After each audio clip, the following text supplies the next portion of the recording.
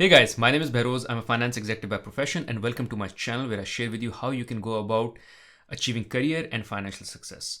Now in today's video, I will tell you how you can go about acing your PI behavioral assessment test. This is an assessment test that you get from an employer where you have applied and they want to make sure that whether you're the right cultural fit or not. Now, as I talked previously in previous videos as well on PI behavioral assessment, and I have a bunch of videos on it, you can check it on the playlist that I have on my channel dedicated to PI assessment test.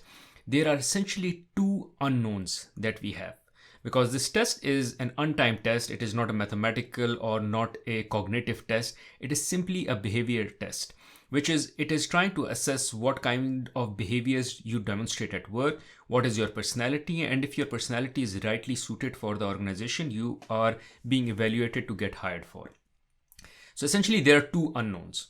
One is what is the profile that they are looking for, the organization that is about to hire you or is assessing you. And second is if you determine what that profile is that they're looking for, how do you go about matching or being the one which has the same profile as they're looking for.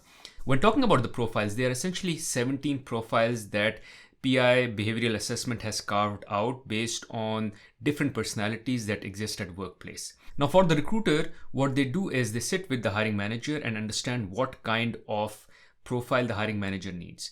Based on the different requirements from the hiring manager, which is the person should be, let's say, detail oriented, should have leadership, should have selling skills, whatever it is, whatever the hiring manager is looking for, the recruiter decides what are the three profiles, or at least three profiles, or could be slightly more, could be slightly less, but somewhere around three profiles that they are looking for, three different profiles. So there are 17 profiles, and out of those 17, they kind of pick three, which means your chances of success are slightly better because if you hit any one of those three out of the 17, then you will be hired for that particular organization or you'll at least pass the test.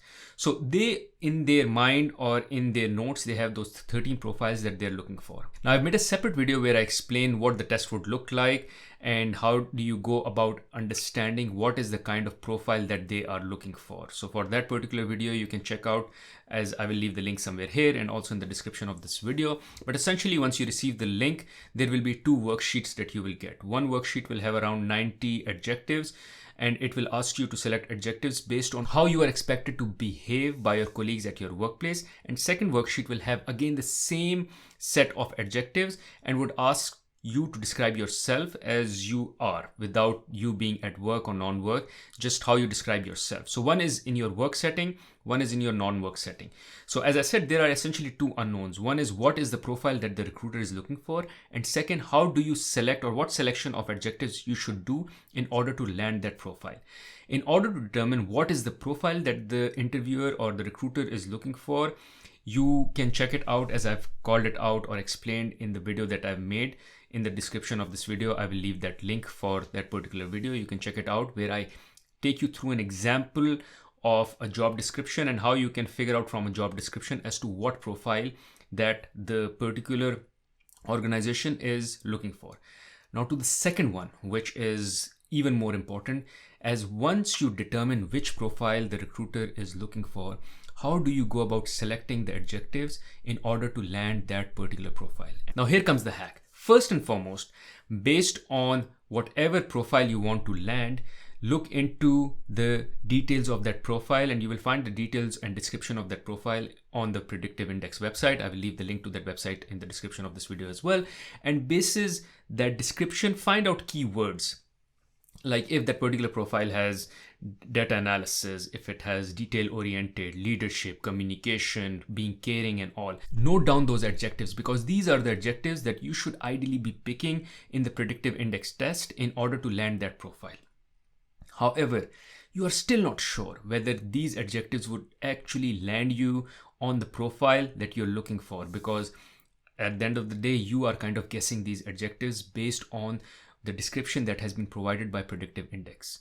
So here comes a very special hack or a secret or a tip that no one will share with you or has ever shared with you on the internet, which is there is a free demo test on the Predictive Index website. I will leave the link to that demo test in the description of this video. What I want you to do is go on that demo test and appear in the demo test. When you click on the demo test, you will be asked whether you are taking the PI behavioral assessment to explore how it can help you hire, develop, and retain talent. No, because you are not the recruiter. You are the one who wants to be recruited. So you click no.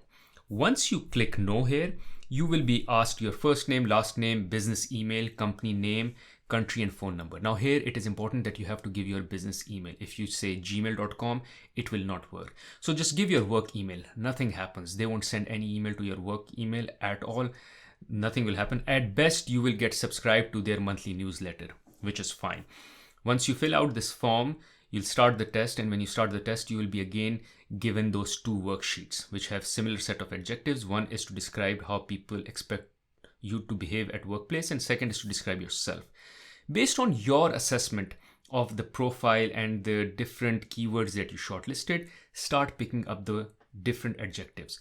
Here, at least pick 30 to 50 adjectives, so the result is kind of meaningful. If you pick less adjectives, then whatever the result you get, it won't be as meaningful as it is expected to be, and hence you might still end up failing even if you end up being at the right profile. Once you've done the selection in the first page, go to the next page where you are to describe yourself and select almost the same adjectives with some variety. Don't differ a lot, otherwise it will seem that you are someone who is very different at workplace and very different in your personal life. But don't make a complete match as well. Pick adjectives which match up to around 90% of what you picked up in the first worksheet, and then press submit. In few minutes, within less than, let's say, 2 minutes, you will receive your result. If the result is exactly the profile that you wanted to hit, kudos. Good, you can use the same adjectives that you selected in your final test as well. Now here, make sure once you're filling out the adjectives in the demo test, you take a screenshot as well, so you remember what selections you've made, because you will also need those selections for the second worksheet where you're describing yourself. And then if it lands the right profile that you were trying to land, these are the selections you need to do on the final test as well, and boom, you will get the profile that they are looking for and you will be able to ace the test. Now, what if during the demo test, once you give the demo test, it doesn't spit out the profile that you were looking for? Let's say it spits out strategist while you were looking for analyzer. In that case, you will have to give the demo test again. Now here, the trick is, if you reappear in the demo test, no matter whatever selections you pick, it will still spit out the result it gave you in the first place. Let's say it gave you strategist, so you will still get strategist no matter how much changes you make. Essentially what has happened is the PI assessment website has kind of identified you as someone who is strategist using the email that you logged in first. So here what you have to do is you'll have to change the email address in order for you to get different results based on the new set of selections. What you can do is you can give your spouse's work email or a friend's work email or any other colleague's work email. Again, as I said, they will not be receiving any email. They will not be knowing that you are the one who is punching in their email on the website. At best, they will become subscribed to the newsletter, which they can simply unsubscribe. So they will not know at all. However, for you to try every time and different set of adjectives and expect a different result, you have to apply a different email address.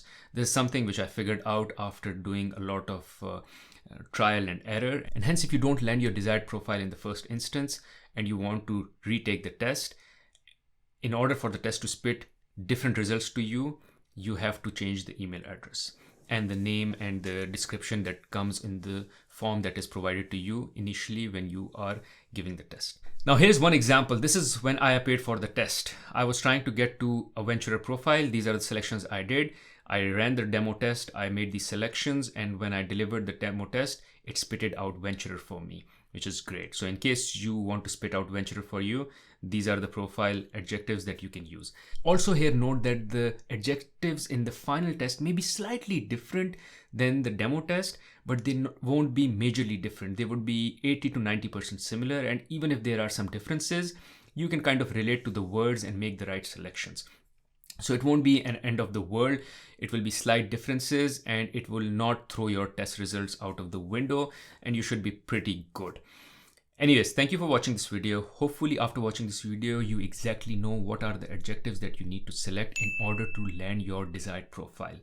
In case you found value from this video, I'm sure you'll find value from another video where I talk about how you can go about preparing for a behavioral interview. You can check it out here. Other than that, there is another video on my channel where I talk about what are the reverse interview questions you should be asking in your interview. You can check it out here. Thank you.